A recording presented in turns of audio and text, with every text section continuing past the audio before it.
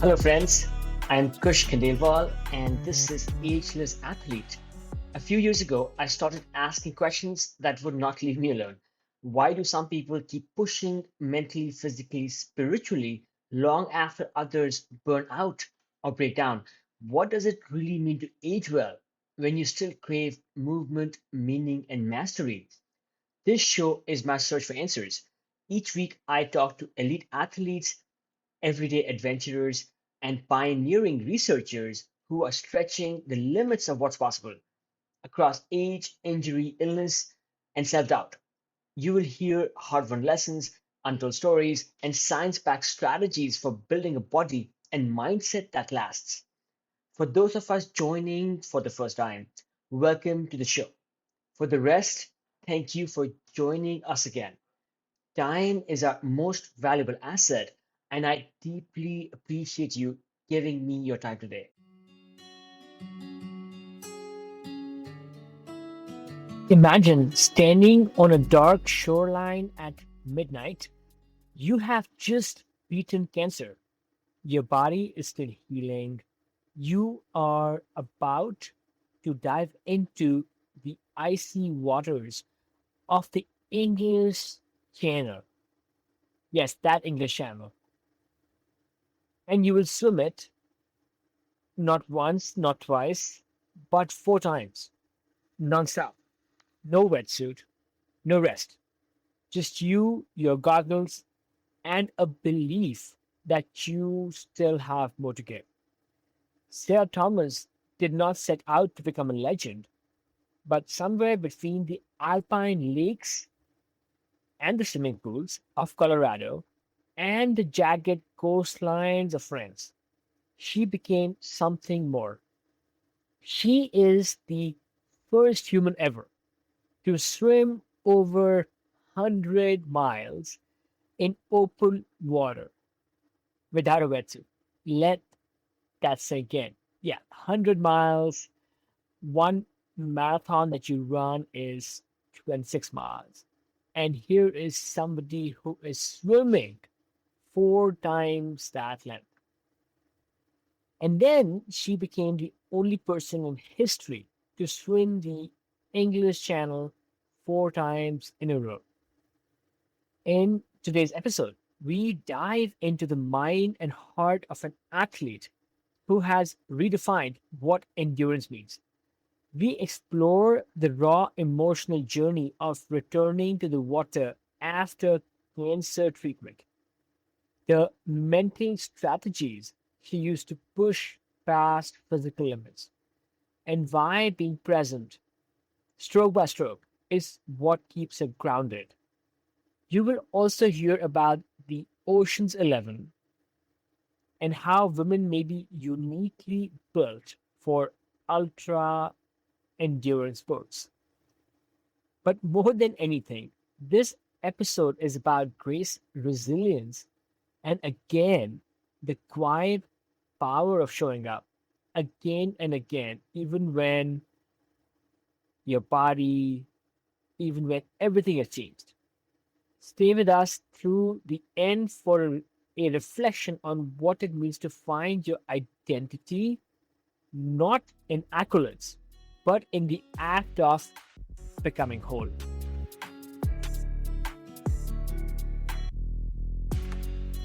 I am currently at home. I live outside of Denver, Colorado, kind of in a mountain suburb, if you will. My house is at 9,000 feet, so kind of high up. And for breakfast, I had scrambled eggs with some potatoes in them. What is that suburb? Yeah, it's called conifer, but no one's ever heard of it because we're tiny. I have been to Colorado a fair bit, and I've spent some time in Denver as we were just chatting before this. I did not realize that you could be in suburban Denver and be like at 9,000 feet. I'm about probably 45 minutes from downtown. Um, Okay. so not too far. It takes me about 30 minutes to go swim anywhere. So that's a little bit of a hike, but not really far from Denver. And yeah, it feels like we're in the middle of nowhere sometimes, which is nice. For some reason, I have this idea in my head, and I'm not a swimmer, but I do live by the water. I'm from San Francisco, and I think of open water swimming, and I associate that with like oceans. Mhm. So when I first learned that you lived in the beautiful mountains, but Uh-huh. inland in Yep. Colorado, I was a little bit surprised. Is this like the right place for you to be training and keeping up with high end swimming? It definitely creates some struggles, right? You got to fight for it a little bit more. We don't have a ton of access to water, but we make do. There's plenty of really pretty lakes. I have access to cold water. I have access to like high altitude training. And just Colorado in general is home to a lot of athletes. So it's actually nice.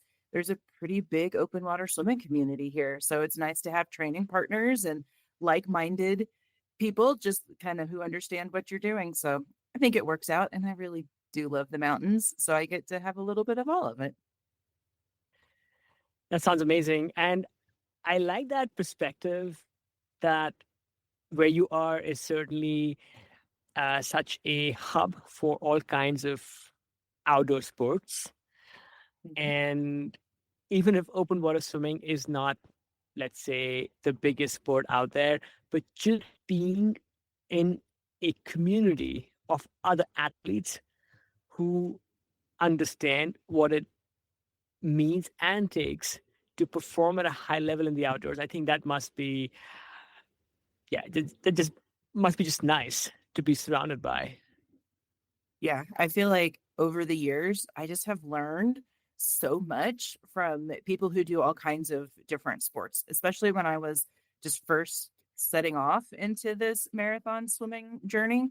It was so cool to be able to talk to just other endurance athletes, whether they're runners or climbers or cyclists. There's so many parallels just from like how you train, how you should do your nutrition, like all of that crosses over across disciplines. And it was so nice to have access to so many different and incredible athletes to like just ask questions to. Because especially as I was pushing boundaries in marathon swimming, there wasn't a lot of people in the swimming world to ask questions to. So it was really cool to have all of those different types of people. And it's fun to see what other people do for fun because like sometimes you get so in your own lane and you talk to people who like they show up at the pond to go for a swim, but they've got like cuts and scrapes all up and down their knees because they were doing like some crazy rock climbing the day before. And you're like, you know what? That's really cool. So I just love it. Colorado is definitely an athletic state, and it's fun to be around those types of people.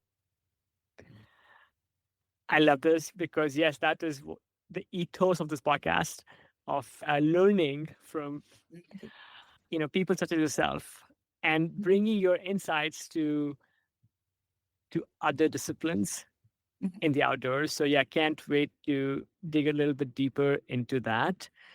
But for those of us who may not know who you are, Sarah, That's who fun. are you and what do you do? I never know where to start. So I basically, super high level. I'm an open water marathon swimmer. So I do a lot of really long distance open water swimming. I do it all without a wetsuit. So just me and my swim cap and goggles. And I just love to see how far I can go, basically.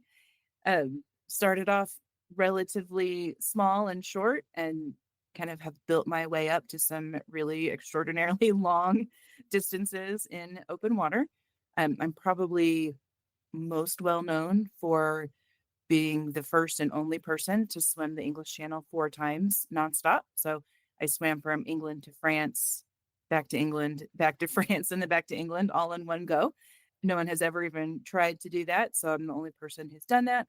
Took me, I think, about 54 hours in the English Channel, which is a really long time to be in the water. But in addition to that, I've done a lot of other super long swims. My longest was a lake swim, and I swam 104 miles in 67 hours. Thanks for that great intro. You have surpassed so much and accomplished maybe things that most people didn't or couldn't even imagine, Sarah, with not just swimming but sports. And just performance overall.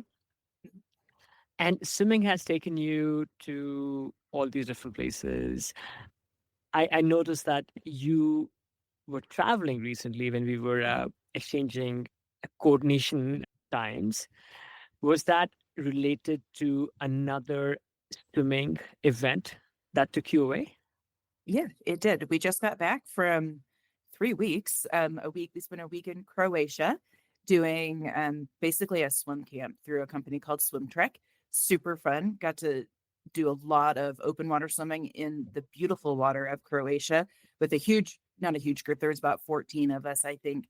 And it was all people who are kind of training for like English Channel swims. So super fun to be able to connect with athletes who are maybe a little bit newer on their journey than I am, but to also just get some like really beautiful ocean swimming in.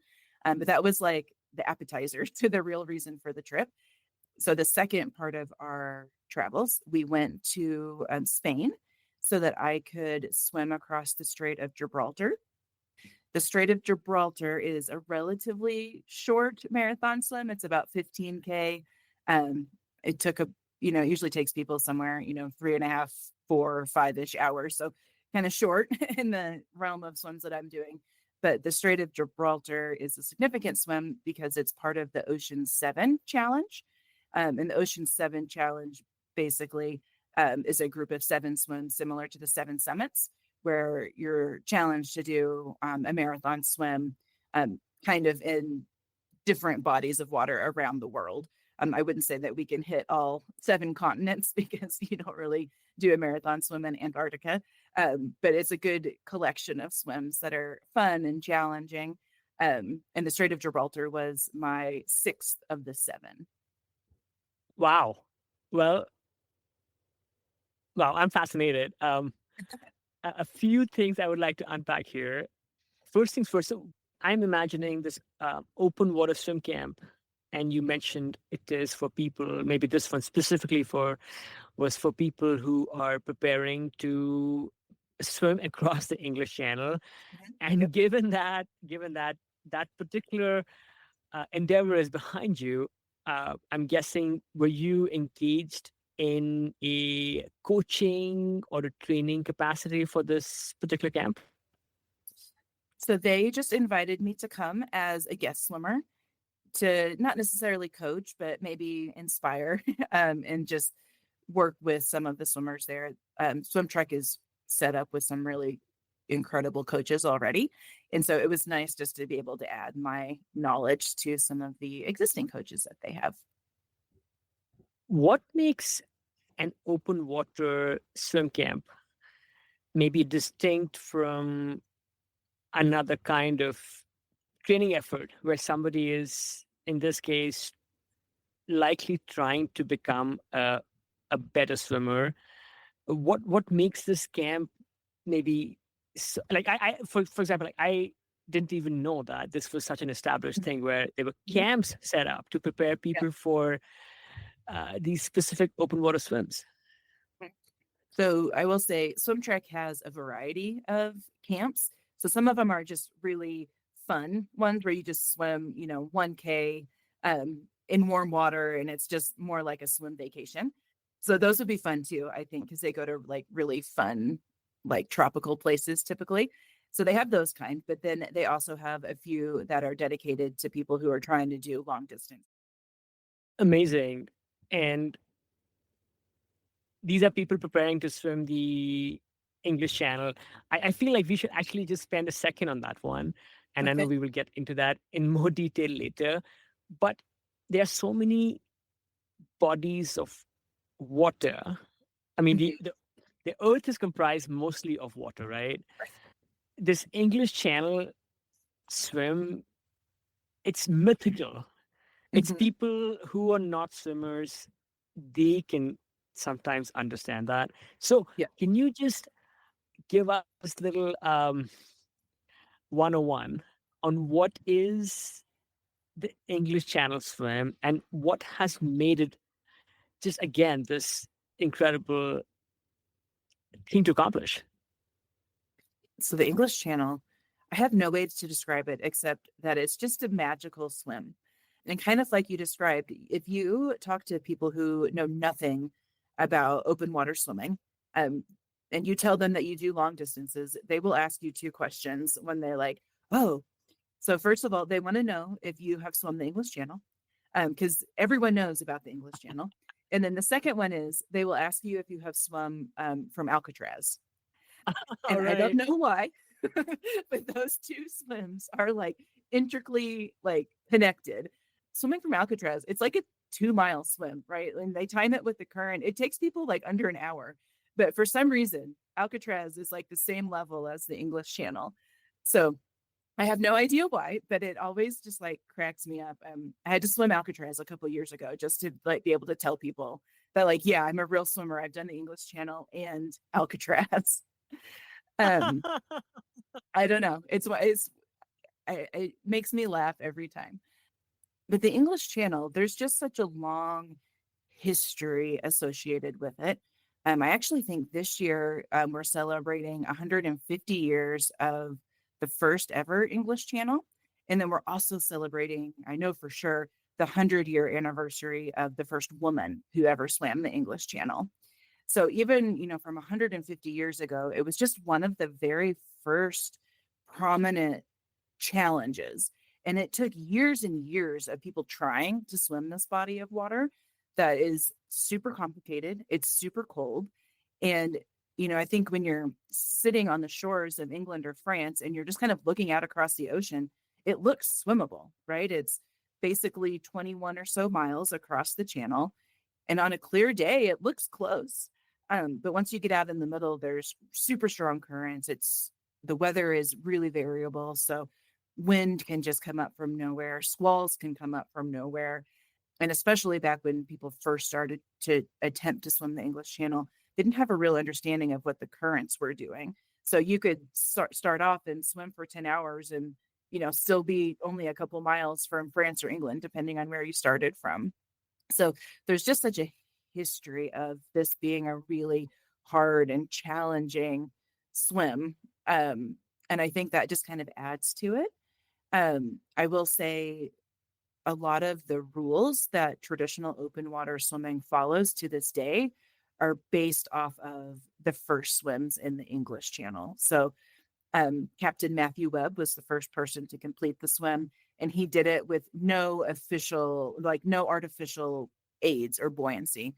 Some people had kind of like floated across in balloons. There was some really interesting ways that people had like claimed across the English Channel. So when Captain Webb did it, he was the first person to like actually swim it. So no neoprene, no ways to keep warm.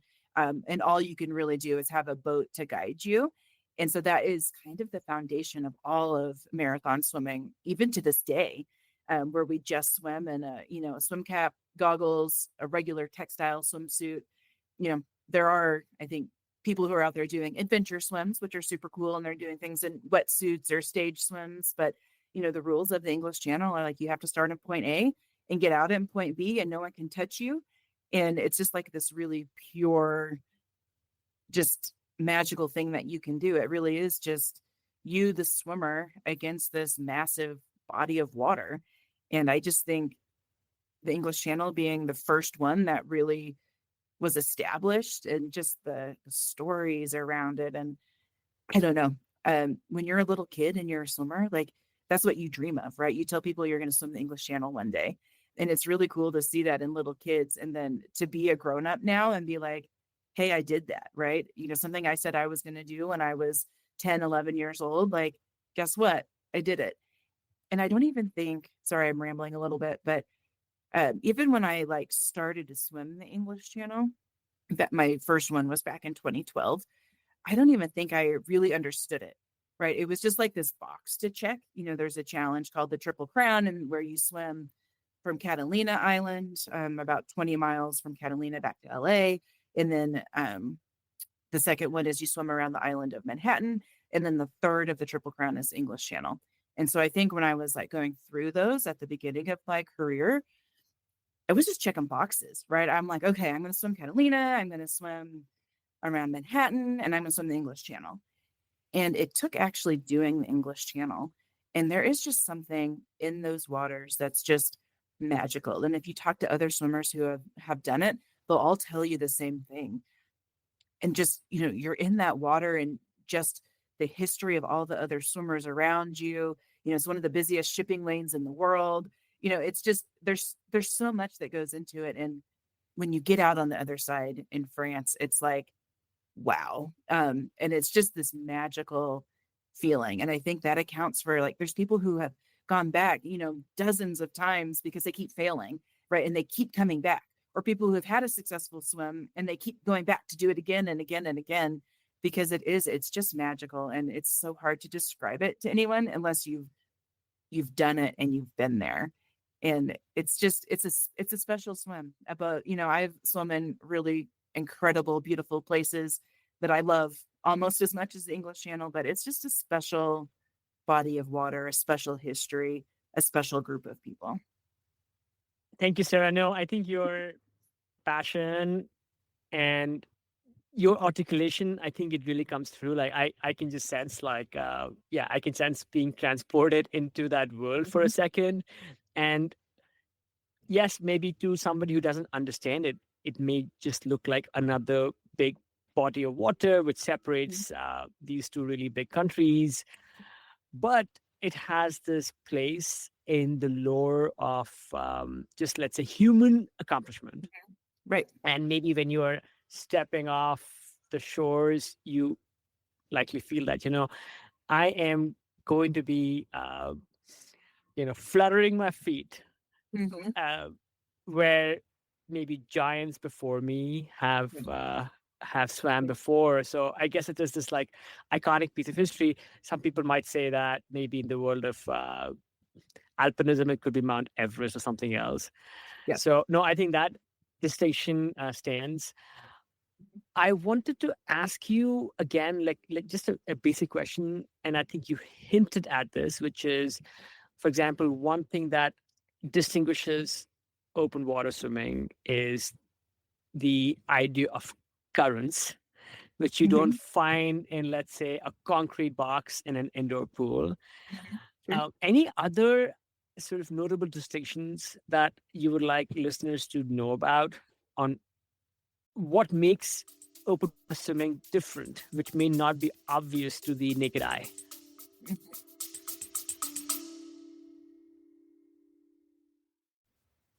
I've been thinking a lot about energy, not just in training, but in recovery, in focus, in how we age.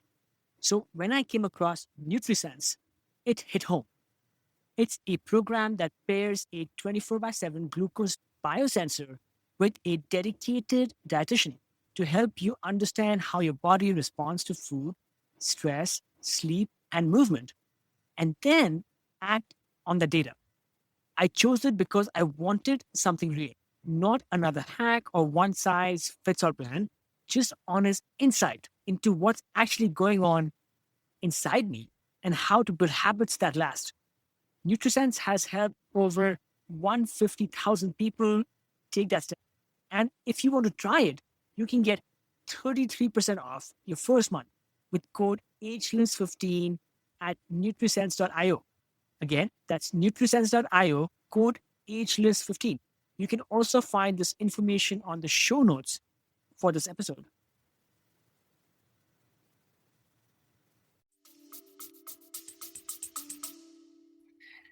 Man, I always tell people that pool swimming um is to like running like on a treadmill, right? So, or on a track where you're just kind of stuck in place. The conditions are not variable. There's a purpose for it, right? And you can still find joy and all of that in pool swimming, just like you can from running on a treadmill. It's exercise, moving your body, getting the job done. But when you compare, swimming to running, open water swimming to me is like trail running, right? Where you're just out in the elements. There's hills, there's wind, there's sky, there's animals. There's just so much more to take into account. And that just makes it feel much more free and much more challenging because it does suddenly go from you feeling like maybe you own the water in the swimming pool to all of a sudden the water owns you and you're there at its mercy. And if you're not careful, if you're not smart, if you're not paying attention, the water can take over just the way, if a trail runner isn't paying attention to lightning or hail or cliffs or, fallen trees, they're at the mercy of nature. And I just feel like that freedom that you get from just being more in nature and looking at sky and feeling waves and watching fish go under you, like it brings so much more to me anyway, to the act of swimming, than just back and forth in the chlorine box staring at a black line in the pool and looking at band-aids floating by below you. There's also that analogy, we have from the world of, I guess, climbing, where it's the indoor gym versus the outdoors. Mm-hmm. Are you like an open water snob, Sarah? Like I know in climbing there are people who refuse to climb inside because, well, climbing was meant to be in the outdoors. So, yeah, like what's your take on that? I mean, I wish I had the luxury of being an open water snob, but as we started off talking about, I live in Denver. So, most of the year I am in the pool. I train in a tiny 3-lane, 25-yard pool that has too much chlorine and it's way too hot. And I do it because I have to. And, it lets me live in a place that I love to live in. But no, Denver pretty much only has indoor pools. So I don't get to be too picky. I wish I had that luxury. If I lived in Florida or Arizona, they have some really beautiful outdoor pools. It's nice to visit, but no, here in Denver, I'm indoors a lot. Well, fair enough. But sometimes when one doesn't have, let's say, access to one's true passion, like at one's doorstep, it maybe creates just, a deeper motivation, maybe keeps you Yeah. frothing the Yep. time, for the True. time you actually go to Yep. to trips such as the one you were Yep. just on. Yep. And correct me if I have any facts wrong, but I wanted to talk about your discovery in yourself of the love you have for swimming. And I believe that you were swimming in Oklahoma in open water bodies as a child. Is that how you discovered the sport, Sarah? And is that why you have had this, let's say, consistent love for being in the open water? That's a good question. So I always like to tell this story, but my mom always had me in swim lessons as a kid. So I kind of feel like I've always known how to swim. But the summer that I was 6, something just like clicked. So I'm doing my swim lessons, and the swim team is like coming in after my swim lessons. And so I'm like 6 years old, and I start begging to be on the swim team because it just looked like so much fun. And so my dad told me, like, hey, if you do good in your swim lessons this summer, I'll sign you up for the summer team next summer. And I'm telling you, so at the age of 7, I'm on this like summer league swim team. I'm not and never was like this like superstar speedy pool swimmer, but I just loved it. And so I do have just a childhood just built around being in the water. So on a swim team when I was 10, my mom asked if I wanted to be on a year-round swim team, and I was like, "This is the coolest thing you could ever offer to me, is to let me swim year-round." And then my parents did have a lake house in Oklahoma, and so we spent a lot of time in the summers just being, on the water in the lake. Now, I say I grew up in Texas, and so it just never occurred to me to do open water swimming. It just wasn't as much of a thing back then. Obviously, I'm older than the internet.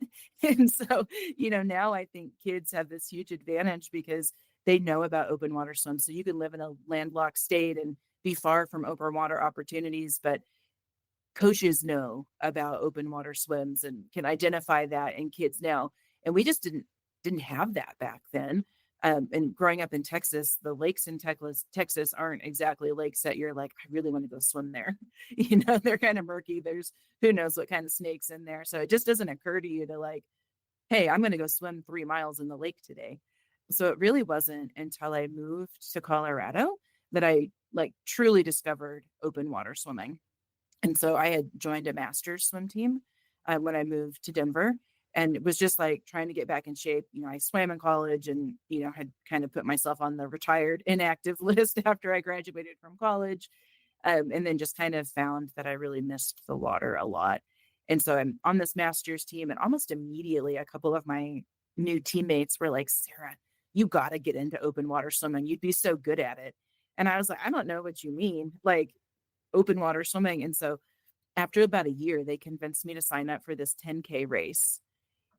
I signed up for it, like super terrified about swimming 10K in the lake. I've done that a million times in the pool, but like when you're in a lake, you can't put your feet down on the ground. You can't get out. And so I was just I was scared about it the first time I did it. And then I'm like halfway through this 10K race, and I am having like the greatest time of my life. Like I'm freezing, but like just everything about it was just incredible. And I remember walking out at the end of that first race, and just like I was literally in tears because I had had so much fun. Like it was like probably one of my favorite swimming experiences of my life.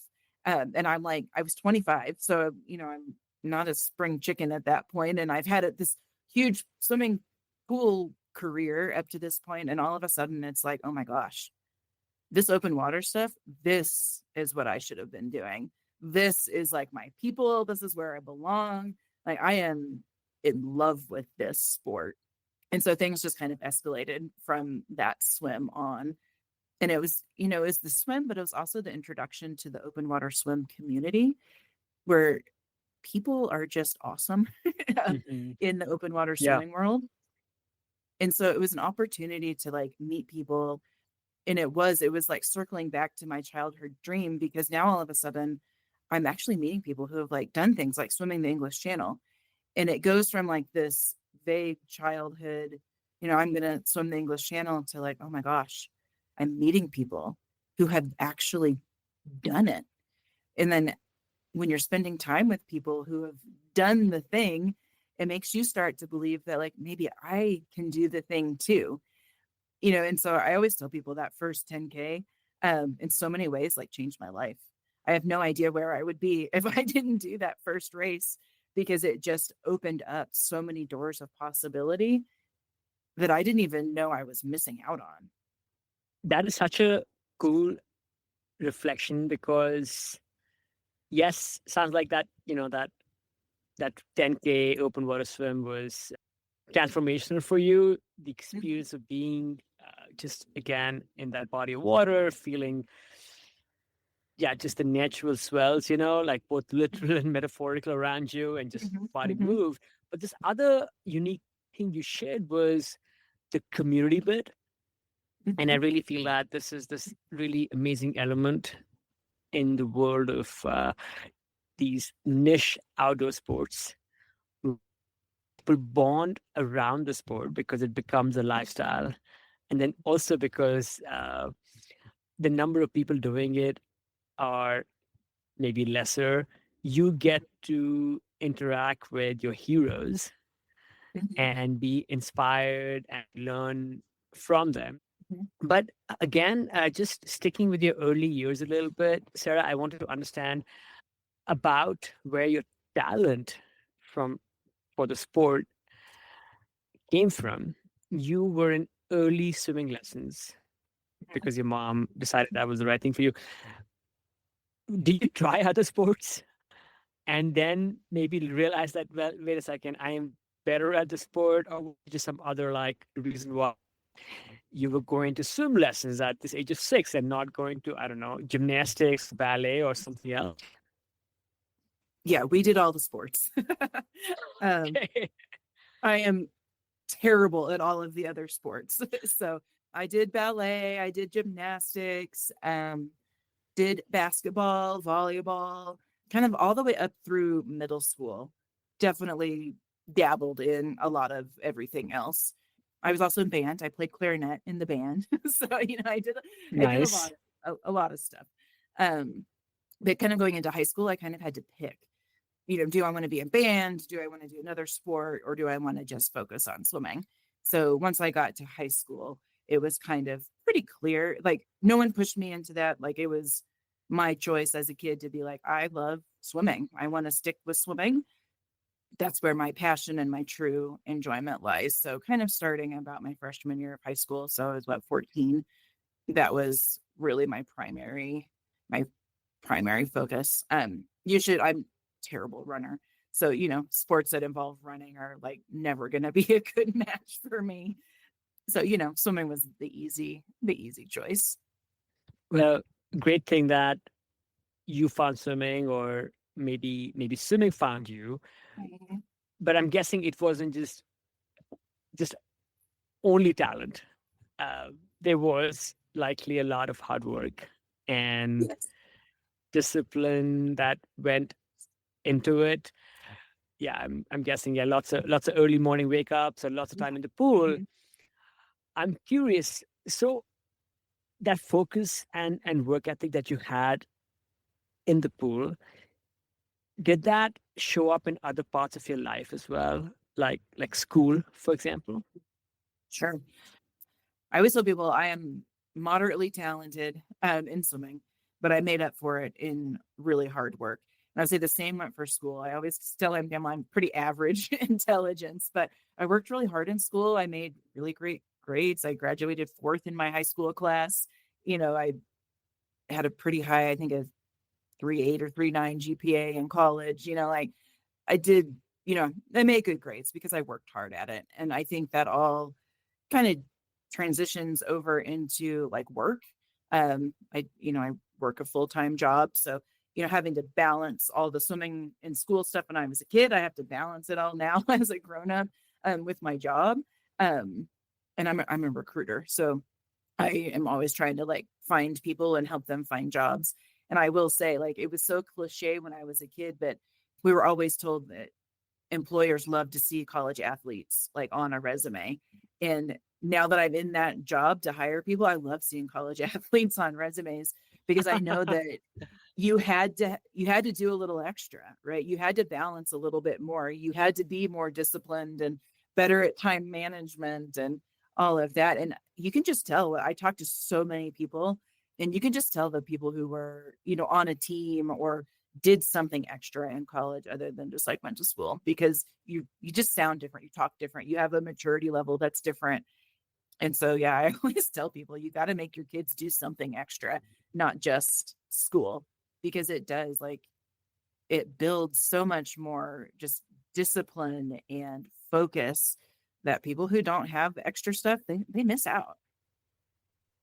Maybe for folks listening to this, and if you happen to be applying for work now or in the future, maybe the advice from a professional recruiter here is to not hide your extra talents, not hide Yep. some of those cool things you might be Yep. doing or have Yep. done, in this case in the world of athletics. Because yeah, I think if people have shown the capacity to work hard and to just keep showing up day after day, that likely is going to also, transfer to Yep. most vocations people Yeah. are going to take up.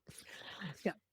Okay, one last question. So when you were young and you were trying these different sports, and then swimming kind of stuck with you because you were, just kind of good at it, and you worked hard at it, and you fell in love with it. And it's one of those things, when you enjoy the process, you kind of start becoming Mhm. pretty good. At any point during those early years, did you ever think that this sport would become such an identity for you? No. um What when did you want to I be? What did you want to be as a kid? I never knew the answer to that. I was never one of those kids that had, I work for a vet company. And so now when I talk to people, like, I will say 90% of veterinarians, when you ask them, like, why did you get into this? They'll answer you, I always wanted to be a vet. I always loved animals. I always knew this was my calling from the beginning. Um, That's true. I'm a Yeah. recruiter now. Vets, Yeah, vets, I vets say never had a that. calling to be a recruiter. Yes. Um, so I didn't know what I wanted to do. Um, I mean, swimming was like just something I did for fun. I knew that I was never going to be like an Olympic swimmer.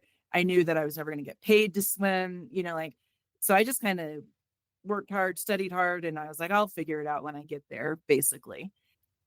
And, I did when I graduated from college. I said, I'm done swimming, right? Like, I'm ready to let it go. It gave me an opportunity, you know, to be on a college team, help get me through college in a lot of ways. It's given me discipline, like I'm ready just to drop it and just take all the life lessons I've learned from it and move on to the next chapter in my life. And I was away from swimming for maybe 2 years. And I think a lot of us find this, like if you talk to a lot of adult swimmers, they'll say, yeah, like I took a break and then I just had to come back to it because the water just kind of calls you at some point. So I did, I came back to it because like I found I don't love cycling. I don't love running. I tried like Zumba and kickboxing, and, Colorado has so much to offer. And it's like, at the end of the day, I'd rather be in the water. Like that's what gets me to move my body.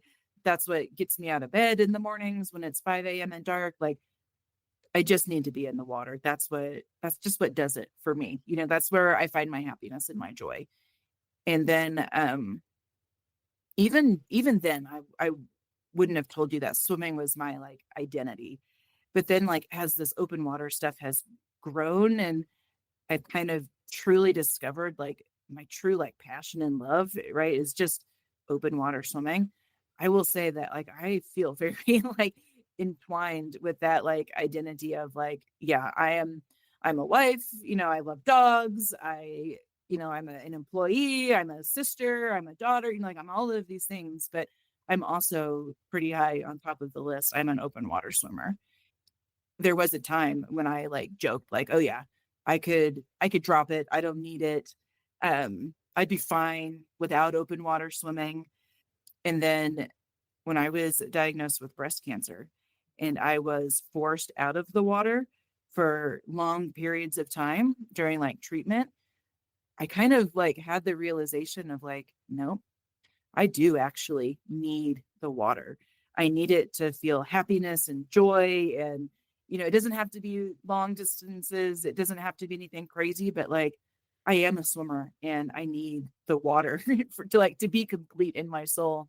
So I don't make jokes anymore about being able to walk away from swimming because I'll be 100 years old and still finding joy in the water, whatever that looks like at 100 years old.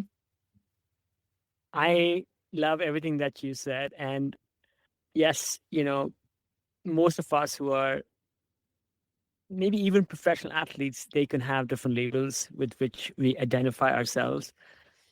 But maybe the label or the identity we cannot walk away from, or maybe the one that we hold on to just that much tighter when faced with crisis.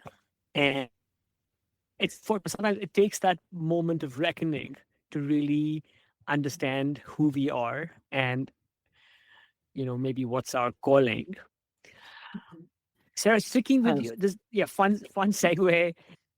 Just sticking with your journey here, you did that 10K swim, right? And then all of a sudden, like these light bulbs went off, and you're like, oh my God, this is something that I've been missing. And this is something that I'm grateful I discovered, even though I was quote unquote in a master's competition. By the way, I'm just shocked. Like you're 25 and that's called like master's level swimming. Did I hear that correctly? Yeah. So for people who are like not familiar with how it like swimming is structured, basically once you like kind of finish up competitive swimming, whether it's like age group swimming or college swimming, just kind of the next like group of swim teams that you can join. They're called masters swim teams. And it's really basically just a swim team for anyone over the age of 18. And so there's tons of teams around the US, and it's people of all ages, all ability levels. But it does give you an opportunity to swim and train with people, which is always nicer than being alone. So the master's part just really kind of means adult swimming. I appreciate the clarification. It's just Yep. a term that's used um, in the world of competitive swimming. Mhm. Being a Yep. master's athlete doesn't mean that you are like you're just an older person. It's not Yeah. exactly the same thing. Yeah. Let's talk about the turning point. Maybe we are jumping ahead by some years, and at some point, yeah, I mean, you discovered open water swimming, you totally fell in love with it, and you started peaking over time. You were setting distance records, and then came the breast cancer diagnosis. I imagine it must have been absolutely shattering, right? Hmm. When was this Yeah. period? Like, can you just kind of take us to that moment? Yeah. So I was 35, so still young. I had just completed my Lake Champlain swim. So I was months out of, I was like 3 months later. I had just finished 104 miles, 67 hours of swimming, a record that still stands for the longest swim that's ever been done. I was feeling like at the top of my game, right? Like I was feeling strong. I had never physically felt better in my entire life. I had already booked my upcoming English Channel 4-way swim. So I was just like ready to like take on the world. I just on my own found a lump in my breast and kind of put off going to the doctor, just thinking like I'm 35, I'm totally healthy, no family history of cancer of really any kind. It can't be anything. It'll just go away. And then it went to my doctor finally, and she like really like almost immediately was like, you need to be worried about this. You need to go like have a mammogram right away. Um, Later on, my oncologist told me that my primary care doctor probably saved my life in some ways because at my age, a lot of doctors would have just dismissed it the way that I had. Um, so I went, I had my mammogram. The radiologist looked at it like while I was still there, and she was like, we need to do a biopsy immediately. And she kind of told me point blank, like, I've been doing this for, 30 years, and I can just tell by looking at the shape of this lump that it's most likely breast cancer. And like, you need to prepare yourself that this biopsy is going to come back positive. I had gone to that appointment alone. I had no idea that they were going to tell me anything other than like, we'll get back to you, we'll call you. And so one of like the hardest moments of my life I did alone because I had no idea what was coming at me. I really Some people kind of criticize the radiologist for telling me that I had cancer basically without the results, but I love a really straight up answer and like information. So I am personally very appreciative that she just told it to me straight because she was encouraging. She said, we found it. It looks like we got it early. And she said, you did your job. Now we're going to take care of you and do our job. But still, I was laying on my back in an exam room with a needle poking out of me when she's like talking to me through this, and I remember just tears, just falling out of my eyes and thinking like, this can't be real, right? Like I'm too young for this. Like, why is this happening to me? Like, what did I do? And then it's just I can't it's almost like there's really no words to describe what that moment feels like unless you've actually lived through it. um but I remember like I had to call my husband, and like I finished up the appointment, I'm in my truck and just like sobbing hysterically, and he's 100 miles away at work, and I've got to call him and be like, I need you to come home right now. Like I don't know how we're going to get through this. Truly, probably the first month after that was one of the hardest months that I've lived through because you don't know at the beginning, right? You have no idea what's going to happen. You don't know what your prognosis is. You don't know what treatment's going to look like. I mean, I went from like never stepping foot in a doctor's office, like my annual exams, like to all of a sudden I have oncologists and surgeons and, tests and blood work. And it's just like this whirlwind of stuff. And you don't know where it's going to end. None of it makes sense. You don't speak the language yet. You don't know the doctors yet. Some doctors have really great bedside manner and they want to talk to you and explain it all. Other doctors are just cold and callous, and you walk out thinking like, "Oh my gosh, I'm going to die." And so it's just like the most terrifying experience that I would never wish upon another soul in this world, because no one deserves that. No one should have to go through that. And it's scary, and I'm lucky my husband is like the most incredible human on the planet. And he wanted to be there for all of it and was supportive through all of it. Family is amazing. So I had just like this huge network of support to get through it. But that doesn't change that it's lonely and it's terrifying. Yeah, there was this life that you had pre-diagnosis, and then Mhm. that life kind of ended Yeah, gone. once you got this. Yeah. Yeah, it sounds like a very difficult time. Mhm. What was your relationship to swimming at that time? And then at what point, Sarah, like I think I think all of us are just so fascinated that you didn't retreat.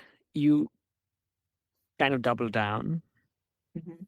I'm guessing it wasn't quite as simple as that. So can you just talk a little bit about how, like, the role that swimming played in your life as you were going through this mayhem? Mhm. Yeah. So I feel like from the beginning, I was in this like constant battle with my doctors of like, when can I swim? How much can I swim? What am I allowed to do? And they were all super encouraging of like, swim as much as you want to swim. And so I swam quite a bit through chemo. Obviously, I wasn't setting records, I wasn't doing anything crazy, but it made me feel better in so many ways. No, I mean, top of the line emotionally, it made me feel better.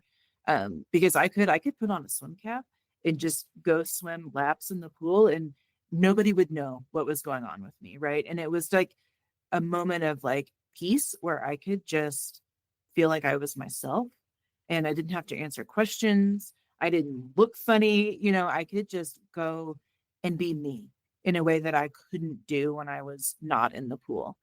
And so swimming, I will through like especially during chemo was like just this huge blessing where I could truly just find peace.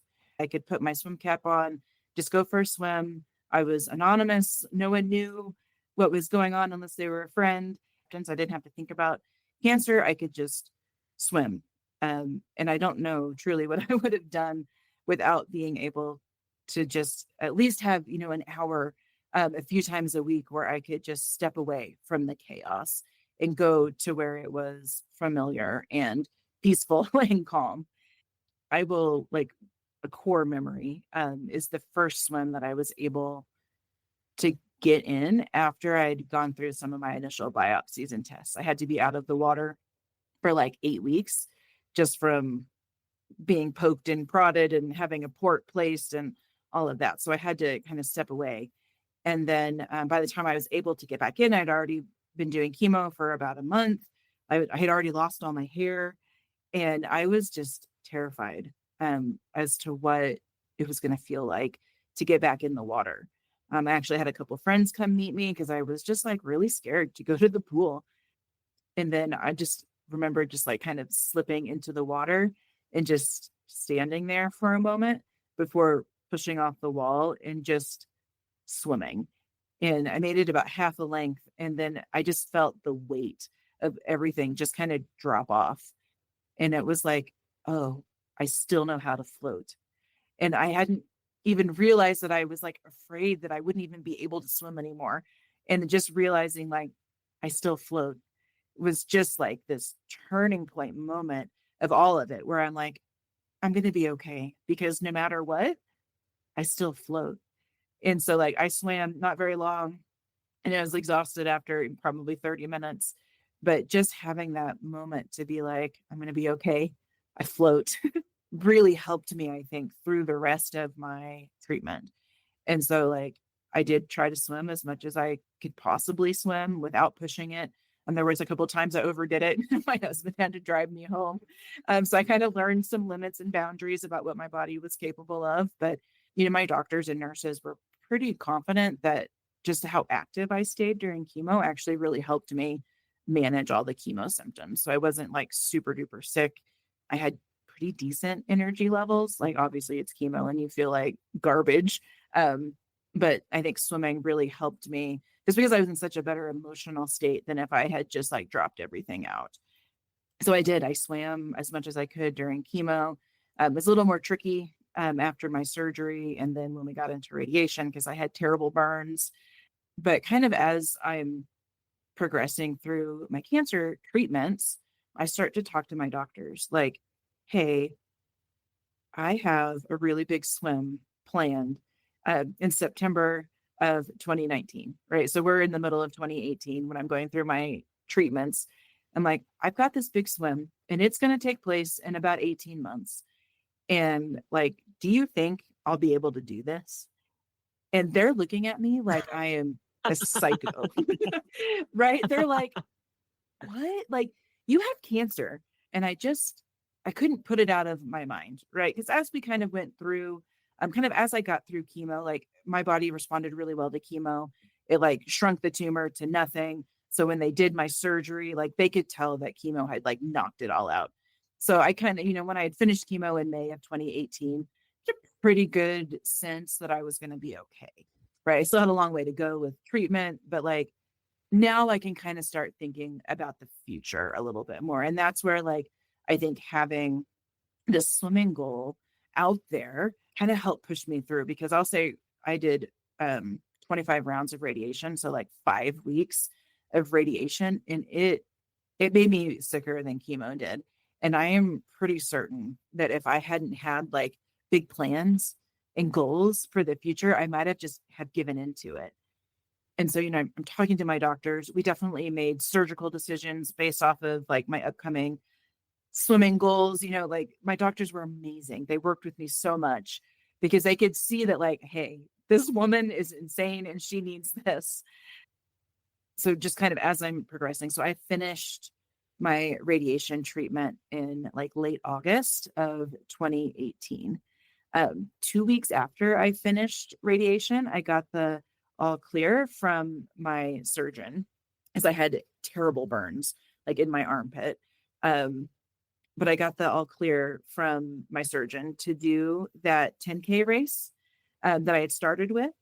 And so, like, people were like, Sarah, you're not ready to swim a 10K yet. And I'm like, I kind of have to.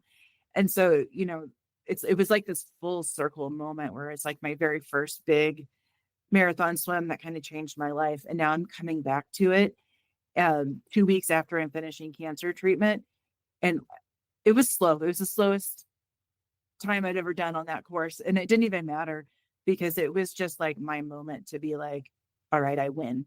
Like cancer tried to destroy me, but this is my moment to be like, I got it, right? Like I can still be me. I can still do this. I have a long way to go, but like I win. Cancer didn't beat me. And so that like there's a picture of me walking out of the water at the end of that swim and I've got like my arms over my head. And like that moment in my life is probably just as impactful as that very first swim, 11 years prior, where like swimming has just, I mean, to go back to like, is it my identity? Yeah, swimming has just carried me. There's so many hard moments of my life and it's just always been there in whatever form it can give me, right? I don't have to be the fastest or the strongest or anything. I can just be free in the water and just enjoying the feeling of floating. And so I don't know. It's a long rambling answer for you, but you know, without swimming, I don't know how my cancer treatment would have gone. Like it really did propel me forward and give me just like the mental strength, I think, to keep moving and keep focused on the future. And then kind of to progress the story more than you maybe asked, but it was about, I don't know, 2 or 3 days after I finished that swim. Um, my English Channel boat captain emailed me because you have to pay a deposit for a swim a year in advance.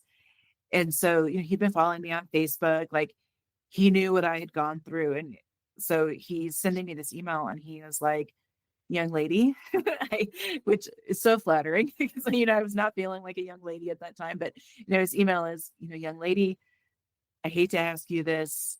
I know what you've been going through, but are you still planning to come next year?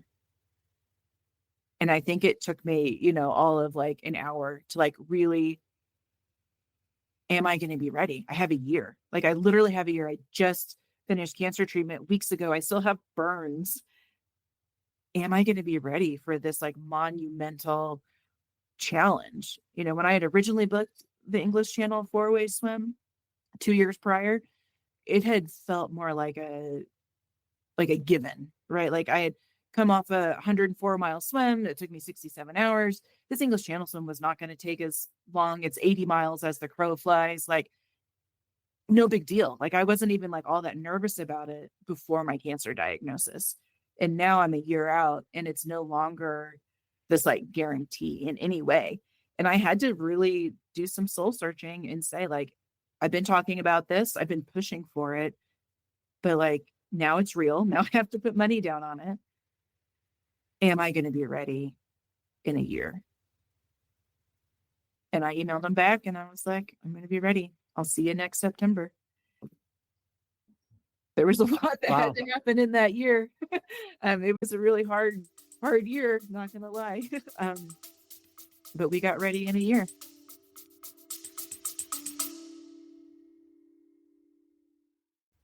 Friends, it means a lot that you're here.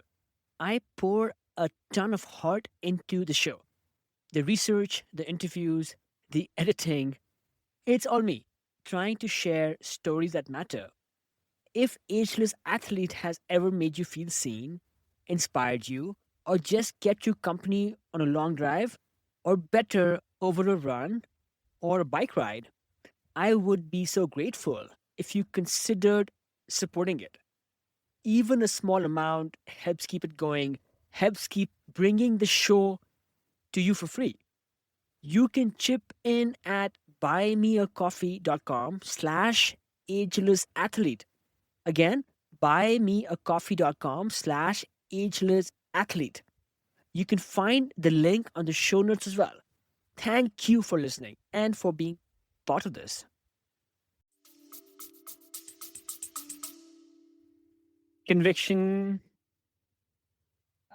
maybe some leap of faith.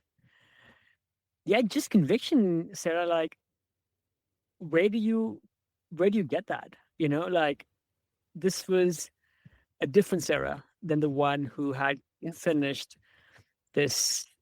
I think the longest swim ever by like a human. And but now Yep. this is a different person now, and Right. you were having to relearn Mhm. to some degree and adapt Yeah. to your new body. How did you arrive at this conviction that yes, I have gone through something that's changed me, but Mhm. this thing still might be within my grasp? Yeah. So many things. I mean, yes, I had to rebuild everything. My swim stroke is different. I had a mastectomy with some like reconstruction. So, like, that changed a lot. Radiation makes your muscles tighten up. So, I mean, there was just so much about my body that was different. I remember talking to a friend not too long after this, and, he looked me in the eye and he said, "You know what, Sarah? I think you're good enough. You only need to be at 80% and you're going to be able to do this." And so I don't know if he knew how much I was going to internalize that piece of advice, but I did. I told myself, like, you know what? I think he's right. 80% is all I need to be. I just kind of accepted the fact I was never going to be 100% ever again. Like there's nothing I can do in my life to get me back to 100%. My body is forever changed. I have the reminder, I have the scars, like if I look in the mirror, I can see that my body will never be 100%. But also, like, for me, I don't know that I've ever had a true, like, sense of failure, right? Whenever I step into an ocean or a swim, I know that there's a good chance that I might not make it. And that's okay. Because for me, it's always been about like the journey and the effort. And so, that sense of conviction, I think, comes from, yeah, it's a leap of faith. You have to have a ton of courage, but also like I'm not afraid to try it and to fail. Like I don't want to fail. But I don't have that fear of like, oh man, how terrible will it be if I start this and I don't make it? Like that doesn't occur to me. Like if it happens, it's cool. It's fine. I know that I gave my best. So I think that gives you so much more freedom to just push forward through things that are scary or hard when you're not afraid of the outcome. Because I do that journey, I think, is more important to me than the finished product. And then kind of thirdly, I will say I had to learn a lot of grace. Um, as much as I can talk about knowing that I'm not 100%, like when you start feeling it and start seeing it and know that you're not as strong, you're not as fast, you have to give yourself grace in those moments. And I had to learn that like through the whole year. Like it was like hard lesson after hard lesson after hard lesson of like what my body's limits are, where I could push, where I couldn't push anymore. Um, Things that used to be easy were no longer easy. And it, again, like that journey was so important to me. I had it kind of a test swim planned in the middle of all this. So in March of 2019, I went to the Cook Strait, which is between the North and South Island of New Zealand. It was 6 months after I had finished everything, and the 6 months before the English Channel swim.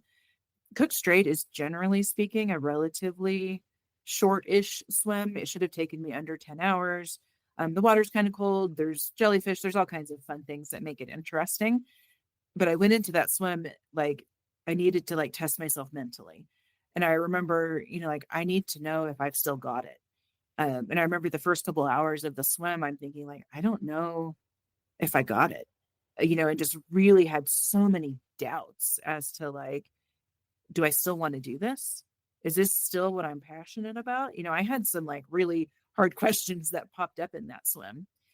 There was another woman who was also swimming at the same time with a different boat. She's a much faster swimmer than I am. The currents that day were awful. The wind was wild. I've never been like seasick in a swim before, and I swallowed so much water that I like projectile vomited for the first time ever in a swim. And that water just like knocked me around. And this other woman, she got out after 12 hours because it was just too much. Like we should have both been finished at 12 hours and we were like barely past halfway. And she was, she called it. She was like, get me out of here. I'm going to come back another day. And I remember like, this is where I need to be strong. Like this is going to show me if I'm ready for what's coming next. And I did. I pushed through. That swim took me like, I remember 14, 15 hours. It should have been a 9-hour swim. And I just remember just hammering it. Like the sun went down. I wasn't expecting to swim in the dark, like just everything that could have happened on that swim. Like that swim threw it at me. I think to this day, I think I have like the third or fourth slowest time across the Cook Strait, like at some point, most people just get out or they get pulled because they're like, you're never going to make it. And I'm grateful for my pilot because he didn't tell me I had to quit. And he just let me like hammer it. And they pulled me into the rib at the end. And I just remember I'm laughing, I'm hysterically laughing at like, that was crazy. That was one of the craziest swims I've done. I fought for it. I pushed through so much. And like, it made me like realize like, I still do want this. I still got it. And I look back at that swim because I think previous Sarah, not cancer survivor Sarah, she maybe would have done what the other woman did and just said, get me out of here. I'll come back another day. But I needed it more, right? I wanted it a little bit more. It meant more. And I think that mental aspect makes up for what I'm now lacking in physical aspects, right? Like suddenly it takes on more meaning. There's more purpose behind it. It's not just this thing I'm doing for fun that's kind of cool. It's like proving to myself that like I don't have to be 100%. I can still be me and make up, my whole being, even if I'm not exactly the same as I was before. That is so badass.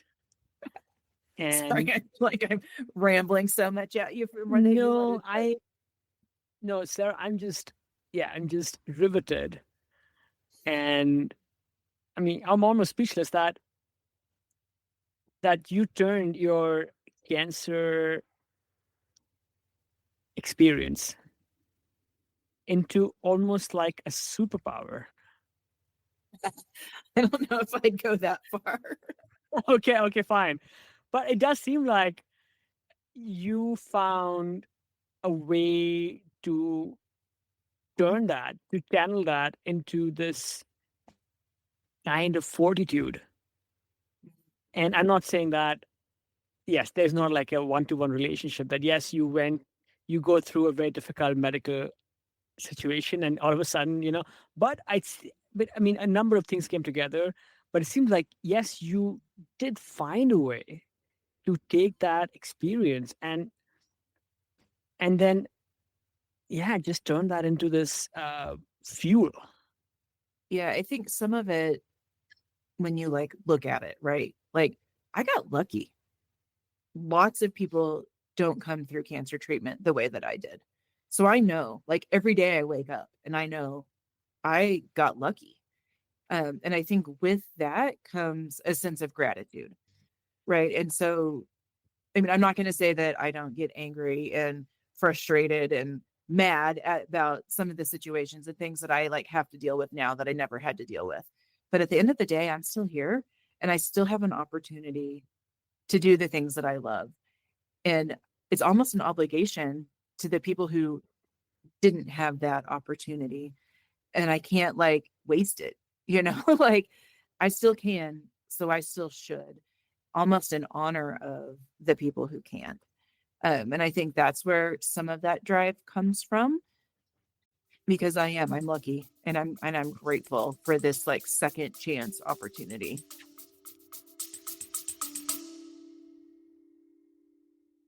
Hello, friends. Just a quick break. This is not an ad. If you have been enjoying these conversations, I would love for you to subscribe to my newsletter. It is where I go deeper, sharing stories, reflections, and behind the scenes insights that don't always make it into the podcast. I write about what I'm learning from elite athletes and how to stay ageless in body and mind.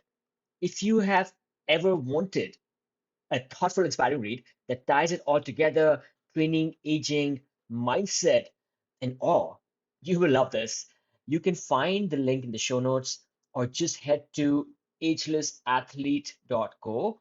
Again, www.agelessathlete.co, that is, to sign up. And yeah, just a couple of emails a month, and you can unsubscribe anytime. Absolutely no spam ever. Okay, back to the show. That is deep.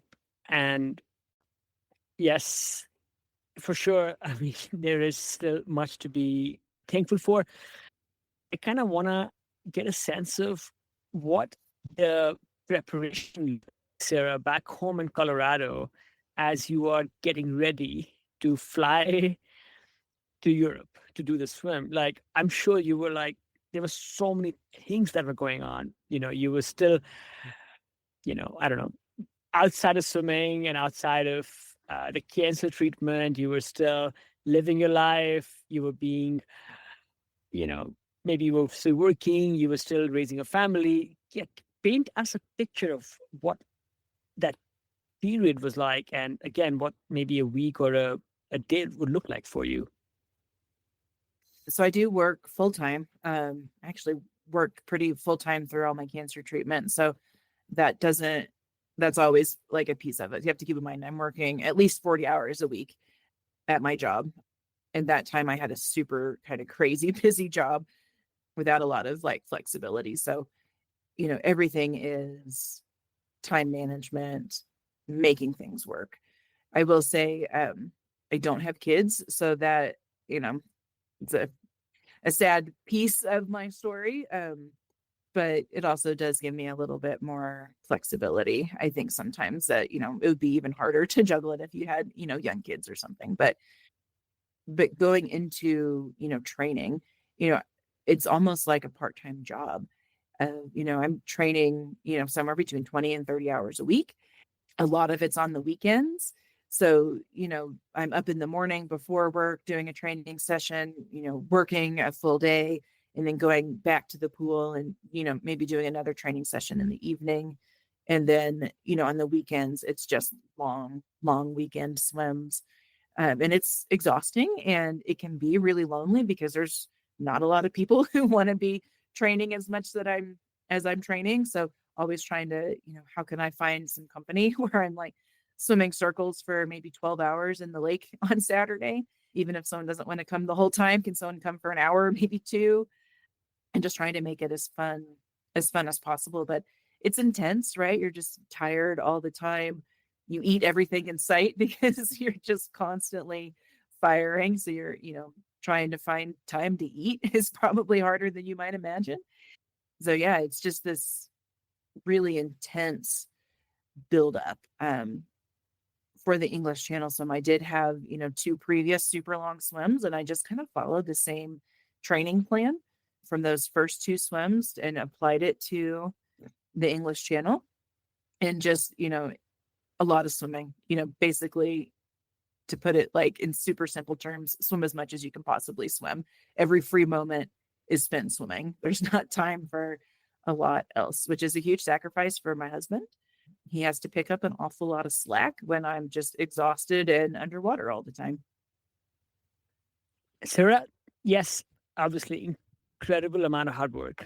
Plus, you are now working with a different body Mhm. and maybe blunt choice of words, but maybe like maybe a diminished body, right? Like you don't have everything, all your physical capacities, and like somebody else said, 80%. If you can just do that, Yeah. and you had now paid up that deposit to your swim captain, Yeah. so you were like signed up. Did Yeah. you did you have any points of regret in that build up period? And you were like, oh my God, like maybe a couple of dark moments where because let's say somebody was completely healthy and preparing for something so audacious, swimming across the English Channel like 4 times. Just doing it once is a lifetime achievement. You try and do it 4 times. Somebody completely able might also break down and say, "Oh my God, what did I sign up for?" This preparation, the intensity, the all of it just seems so overwhelming. Mhm. It was. Talk to us um, about maybe if you had a moment or two of like, sorry, but despair, and then how mhm, did you break out of that? sure. I mean, I think anytime I've done a big training block, there's that moment of like, oh my gosh, this is a stupid idea. What am I doing? You sacrifice so much for it, and it eats at you, right? Because it is, I mean, to some degree, it's a selfish endeavor, right? You're saying, like, I want to do this for me. There's no like other purpose other than like, I'm inspired to do this, but like, it doesn't mean anything. I'm not curing cancer. I'm not, what I mean? Like, what like true value to my life does it bring other than like I feel it in my soul that this is something I want to do. But there are times when it is dark and you are lonely and you're exhausted. And that's where like I just feel like your community is what helps pull you through that. Like I'd come home from training sessions and just be in tears. And I remember just like sobbing to my husband one time and just saying like, I don't know if I can do this. I'm not as fast as I used to be. I'm so tired. And he looked at me and he was like, Sarah, you just had cancer. Like, give yourself a break. And I was like, oh, good idea. So I think that was a lesson for me to learn of like, hey, cut yourself some slack, give yourself some grace, and just get back out there and do it again tomorrow. I think I am practiced in like just that discipline. I would say, even balancing school and swimming in high school, you would get that, right? Because you're just so exhausted and tired. So I think I do have a lifetime of like pushing through those dark moments so that kind of at this point in life, like I can recognize it for what it is. Like, this is a moment. I just have to, go to bed tonight and wake up tomorrow and we're going to start over fresh. But also, like, yeah, it's good to have people around you who are like, we got you, we believe in you, like, get out there and do it. I don't know what I would do without like the family support, the friend support, the swimming community support. I think that all helps propel you through some of those dark times too. Sure. Yeah, I guess it's also all the it's your own personal preparation in the pool, but it's also this other preparation by building a support system of people who also believed in you. And then, when sometimes when people believe in you, believe in us this strongly, it kind of makes us start believing in ourselves again, also. Because, yeah, because if you trust somebody's words and those words can have this profound effect on us. Fast forwarding now to the race itself. I shouldn't say the race, the swim itself. You are now at the shores waiting to jump in the water. Uh, I want to ask you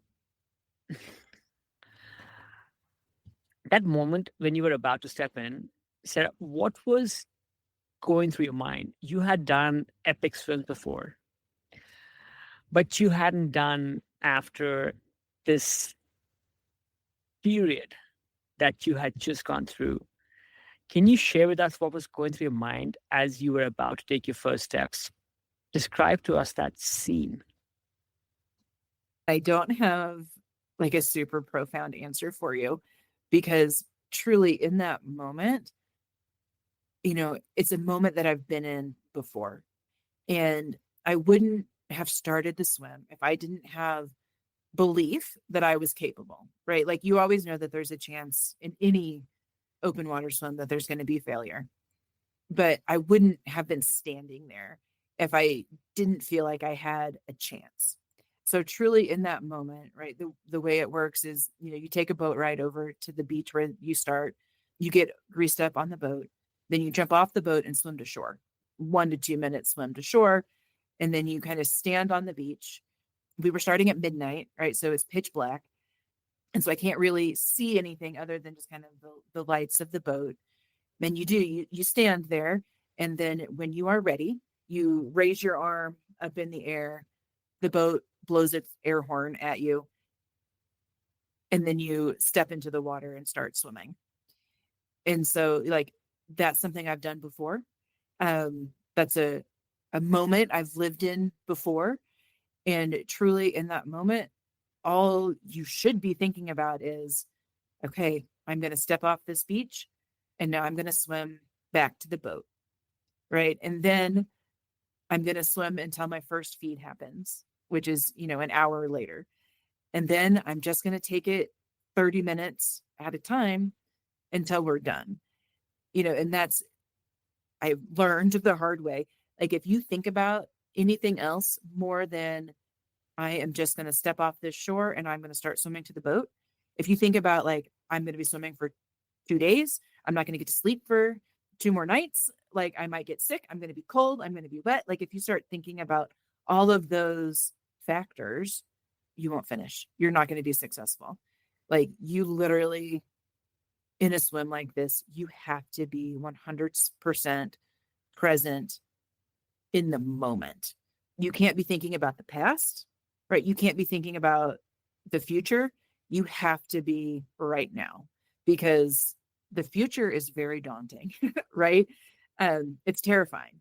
So you can't think about it. So truly, in that moment, you're thinking about, I'm taking my first strokes, and that's all. Absolutely, yes. I guess it is to be present in that moment, and maybe just even the darkness helps, because it like shrinks down your field of vision. You're not distracted by much else except maybe the flickering light of that boat ahead of you, and you have to kind of use that to follow course. We didn't get into this earlier, but the English Channel, of course, is this big thing in the world of open water swimming. But why four times? What is that whole Mhm. thing that you decided to do it four times? Well, it had never been done. So Okay. that kind of appealed to me. So 5 people had done an English Channel three-way. It was actually in 2016. I was crewing for a friend. So he was swimming the channel and I was sitting on his escort boat, helping with feeds and encouragement and pace swimming and all of that. And it was just like this beautiful day. And I remember just sitting on the edge of the boat. My feet were kind of hanging over, getting splashed by the waves. And I remember just kind of like looking to England and then kind of looking to France and like thinking, hey, that's not that far. The summer of 2016, I was in the middle of training for my first big long swim. And so I was training for an 80 mile, not my first big long swim, but like my first record breaking swim. So I was training for my Lake Powell swim, where I was looking to swim 80 miles in Lake Powell. And 80 miles would be the record for the longest like current neutral swim ever. So I was in the middle of training for that, and sitting on this boat in the English Channel. And all of a sudden I'm like, Lake Powell's 80 miles. The English Channel's 80 miles. Maybe if that Lake Powell swim goes good, I should consider coming back here and doing something special here. So that's kind of where the like inkling of that idea came from, was just like, truly, I'm sitting on a boat and just like looking at England and France and thinking like, yeah, that looks like fun. I think I could do that. And so I did. I swam Lake Powell in October of that year and it went great. I came out of Lake Powell being like, yeah, I can do anything. And so then kind of simultaneously training and planning my Lake Champlain swim, but also I had a window for this English Channel swim. So I kind of did Lake Powell and then like went straight into like, okay, if I did this in Lake Powell, I can for sure go to the English Channel and do a 4-way. I can swim 100 miles. Like, let's bring it. And that's kind of where the whole like concept of the idea came from. Got it. Okay. Yeah. So there was a build up there. You had done these successive things, and this idea appealed to you. I still think that it seems so daunting, to me. Like, again, I'm not like, let's say, an endurance athlete, but let's say from the world of climbing, if I'm looking to do like a big day with, let's say, a multi pitch or a big one objective, the idea of getting to the top and taking my climbing shoes off, which at that point are like really uncomfortable, is very appealing. Yeah. You, on the other hand, would get to the other end and then swim Yeah. back. And then you Yeah. do that twice over. Yeah. And it would just take that much, I don't know, will to be able to do that four times. Mhm. Let me add this. I didn't tell this earlier, but we were talking about my childhood. So I was always like a super average pool swimmer, right? Like just I worked really hard. I loved the water, but I was average. And I remember, I don't know, it's probably 11 or 12. And my overhearing like my mom talking to one of my swim coaches. And he was telling her, like, yeah, I have a good work ethic. And if I worked hard, I had a lot of potential to achieve almost whatever I wanted. And I remember going home and asking my mom, like, what does potential mean? And she said, well, that means, you can do so many things if you put in the work to do it. And so I think even from a young age, I just had this desire to like fulfill my potential. Right. And so I knew even though I was an average pool swimmer, like I worked hard because it was an effort to just like make sure I was the best that I could be. Maybe it wasn't like better than you, it wasn't better than, anyone else, but it was better than me. So I think I just grew up with this feeling of like whatever my best looks like, that's what I need to be achieving. And so as I'm like starting to do these longer swims, when I did the English Channel for the first time in 2012, I swam across. I'm standing in France and it's like this beautiful sunset and this like super special moment. And I will never forget, I'm standing on this beach in France and I'm looking back in England and I'm thinking like, I can do more. There's more left in me. And so I think this chase for longer swims is just trying to find out like, where's my limit? What does more look like for me? And I think when you look at it that way of like, man, I did this 80-mile swim. No one else has ever swum that far before, but like I haven't maxed out my potential yet. And so I think that's where like you keep wanting to find that next step. I've never been done. I will say I was done after my 100-mile swim, right? Like that was a limit, and I don't necessarily know that I need to push past 100 miles. I'm happy with that. That took all that I had, everything in me to finish that swim. And so that gives you like just a sense of peace. And so now it's like, I can just do whatever I want. I know that I've pushed, I've met my potential. There's so many fun swims out there. What else can I potentially achieve? And that's where something like the four-way English Channel comes into play. It's like, this is a really cool swim that's within my wheelhouse. It's within my potential. And I always tell people like, if you can do something, you should, because there's no limit to what we can achieve other than like what we set our minds on. And I do feel like I, maybe more so than other people, don't put a limit on what I believe I can achieve in the water.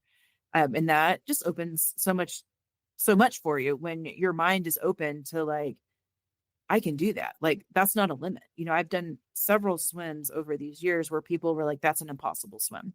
In 2013, my friend Craig and I swam down and back across Lake Tahoe. People had tried that swim and nearly died trying to do that swim. They said it was impossible. Like, people are like, there's no way you can do a double Lake Tahoe.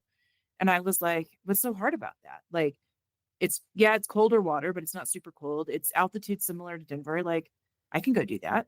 And so I think I just got all of these swims where I've practiced turning. I've practiced doing things that people had said were impossible. So by the time you get to the English Channel, you can push away all that noise. People telling me like, it's impossible. You're a cancer survivor. Like, who do you think you are? You've only swum the English Channel one time. Like, you can't do this, like you can just push all that out. Like, they don't matter. What matters is like, I know what I've achieved. I know what I believe, and I know what I can dream of. I think this is such a core human gift in a way, which is to have the curiosity to find what our limits are. To those of us who are not swimmers, maybe not even athletes, how can those people find what their limits are, and how can that really, uh, I don't know, enhance the quality of their life? I talk to people about this, right? Because it doesn't have to be swimming. It can be anything. For some people, like their jobs are their passion. Teachers, like think about the lives that you're impacting as a teacher.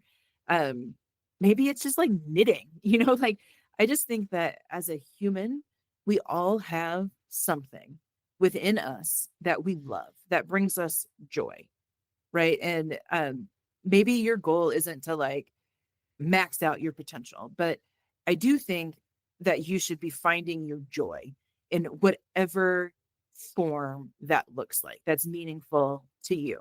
And I can't tell you what that is. I can't discover that for you, right? I didn't discover my like true passion and joy. I was 25. And I would still say I'm still searching for some of it, you know what I mean? But I think we all have something in us that brings us joy, and you shouldn't ignore it. I think some of us, we get so busy in like work and raising kids or just like the day to day, we forget to focus on the thing that brings us joy. And I think all of us would be better if we took an hour a day, or 30 minutes a day, put that passion into the thing that brings us joy. And so I don't think you have to like break world records or swim yourself until you can't think anymore. As long as you're finding those moments where you can, to focus on yourself and do the things that bring you like true joy and true happiness. I think we'd all be better off if we did a little bit more of that. What about people, Sarah, who actually have not discovered that passion? Mhm. We are going through, I don't know, some kind of mental health crisis in Sure. this country and in this world. And I Yeah. think maybe a part of that is because people don't know where to turn to. And Yeah. uh, it is great if one already has that in some way, and one can maybe just dig away the dirt and get back to pursuing that thing that they have. But if you don't have that, and I think you coach people, and you also, I think, speak at events. And I'm just curious, what Mhm. would you tell people on how to find that dream? Sure. Where should they start with? Yeah. And it's hard. I have a pretty good amount of like mental health struggles within my family. So I feel like that question like really strikes close to home for me because I have people that I love very much who have a hard time finding that joy and knowing how to even start.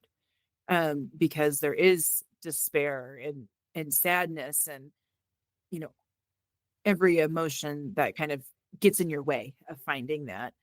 Um, and I'll say number one, it always helps if you have like an actual real mental health professional by your side, because they'll probably help you more than I can. But I think part of it is just giving yourself the room and the peace and the space to just try. Right? You don't have to be swimming the English Channel 4 times on day 1, right? Day 1 is just like walking into the swimming pool and swimming one length.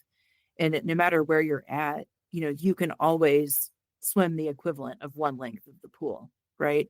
So if that's just, picking up a pencil and drawing a sketch, if that's going outside and walking around the block, or, whatever it is that gets you moving forward to step number 1, and then feeling like you can accomplish step number 1, and then that gives you the freedom and ability to go to step number 2, and then maybe 3 or 4, and just wherever that takes you. But I know sometimes the hardest part is just finding step 1. And sometimes you have to repeat step 1 a million times.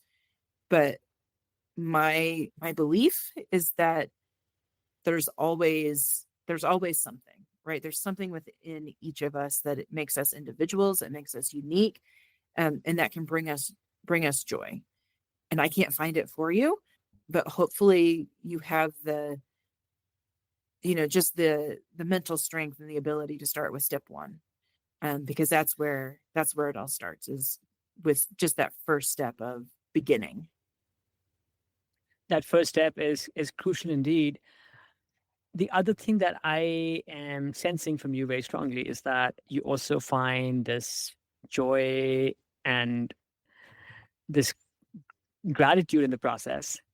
Like, you can't just think that I'm going to be swimming for 80 hours. You have to enjoy each stroke, Mhm. each kick of your legs. Any any words of wisdom for people on how they can find just that joy where they can stop worrying about the finish line, and they can find fulfillment in just the act of doing. Right. And I think that's where, I kind of mentioned earlier, it's just being present in the moment. I do think we get so caught up in past mistakes and past errors and past struggles. And then sometimes we get too focused on the end, the finish line, what I need to accomplish, what do I need to achieve. But like really what matters is like what you're doing right now. Like today matters more than yesterday, more than tomorrow. Um, and I think in life it's easy to get overwhelmed with like, what's the purpose of life? What do I need to be doing? Because it's so big, right? Life is so massive. And yeah, all that's stuff I think about, and you think about your legacy and what you're doing and achieving. But at the end of the day, I love sitting on the couch with my dogs and holding my husband's hand. It's those simple things that matter more so than that big daunting of like, what is the meaning of my life?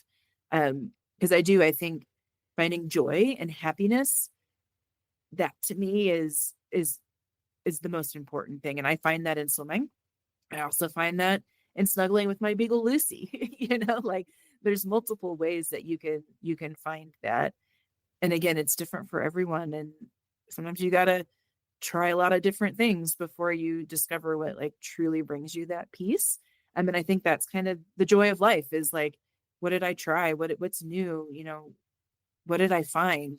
Maybe I found some things I hate that are not for me, but like I found I really love beagles. So, like there's just, I don't know. It's hard. And I know that I'm lucky that I found swimming when I was 7 years old. And it's given me so many incredible gifts. I've had times when I haven't been swimming and I have to find that joy in other places. And you can, it's there.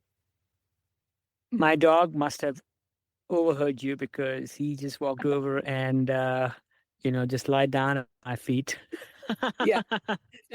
Dogs come to me. They know that I Yeah, love them. yeah. I'm sure if my dog could, he would like teleport himself right to your house. Yeah.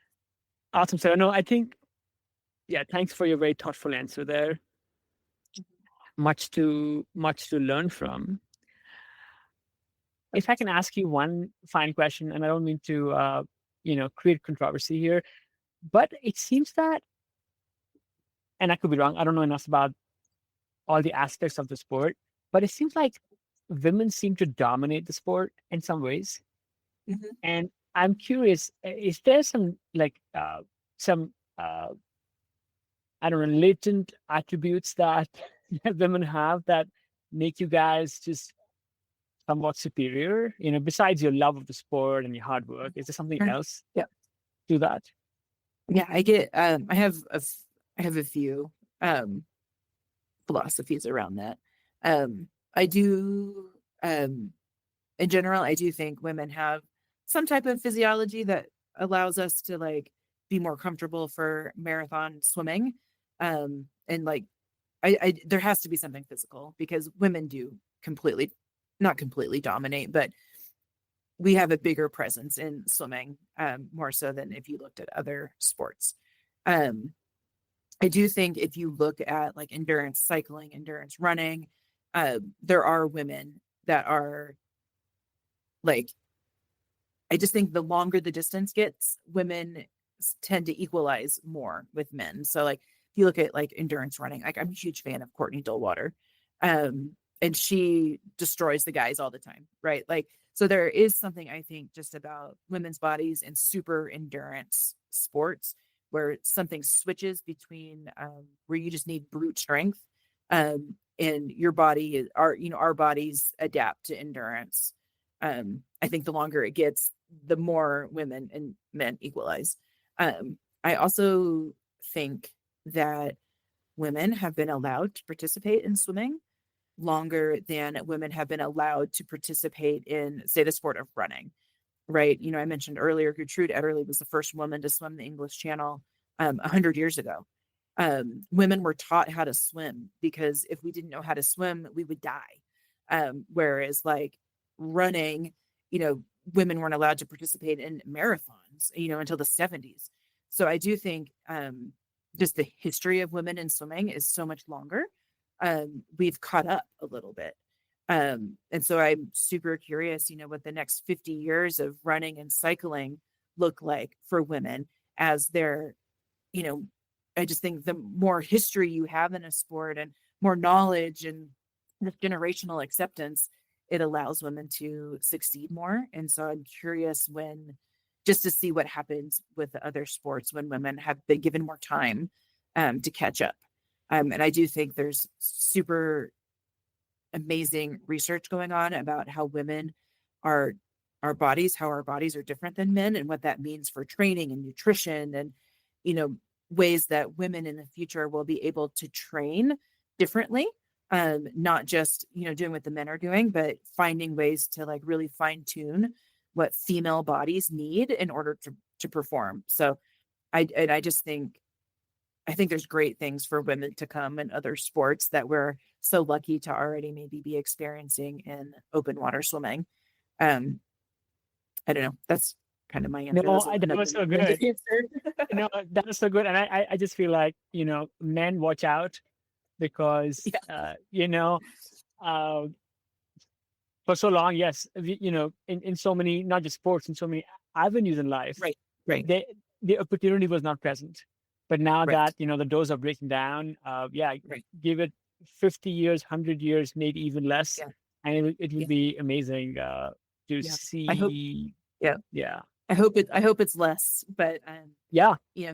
things take time. But yeah, I just think, you know, I mean, like you said, if you look at society as a whole, for so long, women were just held back behind men, and you're seeing that in so many different ways. And I've always felt lucky that open water swimming is such a great community. For the most part, the guys aren't threatened by the girls. It feels like a really nice, supportive community. And I know that I'm lucky because that doesn't always happen in other sports. So, and I think you see that because women are really encouraged just as much as men in this one. And I feel lucky for that.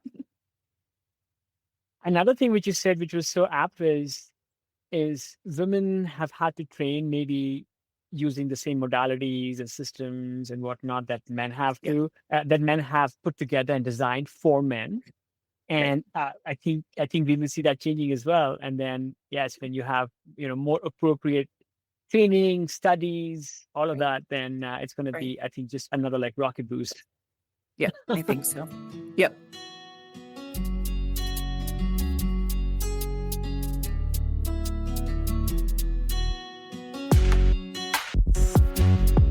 That's it, folks. Thanks for tuning in to this episode of the Ageless Athlete Podcast. I hope you enjoyed this show just as much as I enjoyed creating and producing it. Whether you are an athlete looking to push your limits or someone striving to maintain a healthy, active lifestyle as you age, there is always something new to learn. From Ageless Athlete, we bring you a fresh episode each and every week. If you liked what you heard, we would love it if you would take a moment to subscribe to the podcast so you never miss an update. And if you really liked what you heard, please leave us a review, crush those 5 stars on Spotify or Apple Podcasts or wherever else you listen to your podcasts. It helps us reach more people who are passionate about staying strong and resilient, no matter their age. Don't forget to visit our website and leave your email so I can send you occasional insights, stories, and tips to keep you inspired and motivated on your journey. You can also follow us on Instagram at Ageless Athlete Podcast and on YouTube at Ageless Athlete Podcast as well for even more great content. All of these links are available on the show notes for this episode. This show is entirely produced by me, Kush Khandelwal, based out of California with the help of my trusted adventure pup Roger. Until next time, keep challenging yourself. Keep pushing those limits. Stay mentally and physically fit. Continue doing what you love to do. And my friends, stay ageless.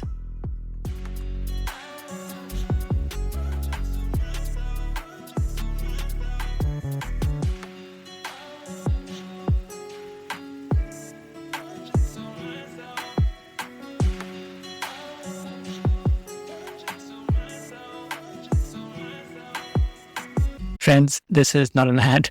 This is just a quick message to those amongst us who are listening to Ageless Athlete podcast for the first time. I would love it if you would hit subscribe and follow on your favorite podcast app, whether it's Apple Podcast or Spotify or Stitcher or Overcast or what have you. We bring you stories and routines and other inspiration from elites in the world of the best outdoor sports. In each episode, you will find how these athletes stay connected to the outdoors, maintain peak performance, and continue to thrive as they age. I encourage you to look through prior episodes and listen to a couple and see if they resonate. And then, come back next week. We release an episode each week. And I am really inspired to bring you some of the best stories from the world of the outdoors. Okay, back to the show.